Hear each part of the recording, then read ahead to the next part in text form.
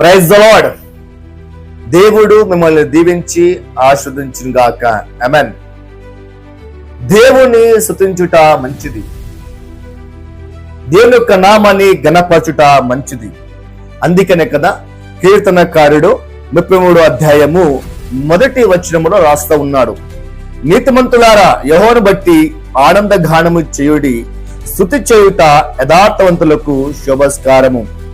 ఎవరైతే దేవుణ్ణి స్తుతించాలనుకుంటారో, ఎవరైతే దేవుని పైన ఆధారపడి జీవించాలనుకుంటారో వారు యథార్థవంతులుగా జీవించడానికి అవకాశం ఉంది. యథార్థవంతులు మాత్రమే దేవుని స్తుతించగలరు, నీతివంతులు మాత్రమే దేవుని యొక్క నామాన్ని ఘనపరచగలరు. అందుకని దావీదు మనం చూస్తాం కదా, దావీదు మహారాజు ఆయన గొర్రెలు మేపుకుంటున్న సమయంలో కూడా ఆయన దేవుని స్తుతించాడు, ఆత్మతో సత్యంతో దేవుని ఆరాధించాడు. ఆయన రాజుగా అయినప్పటికీ కూడాను దేవుని ఆరాధించడము ఆయన మర్చిపోలేడు.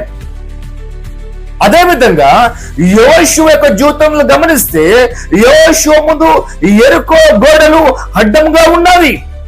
ఒక యెరికో గోడలు దాటి లోనికి వెళ్ళవలసి వచ్చిన సమయంలో ఆ యొక్క యెరికో గోడలు కూలిపోవాలంటే స్తుతి ద్వారానే సాధ్యమైంది. నువ్వు ఎటువంటి పరిస్థితిలో ఉన్నా, ఎటువంటి స్థితిలో ఉన్నా, నీ స్థితిని నీ పరిస్థితిని మార్చబడాలంటే దేవుని స్తుతించడము ఎంతైనా అవసరము. నువ్వు దేవుని స్తుతించకుండా, నువ్వు దేవుని ఆరాధించకుండా నీకు పాపము నిన్ను అడగిస్తుందేమో. నీ పాపం ఒప్పుకొని దేవుని స్తుతించు.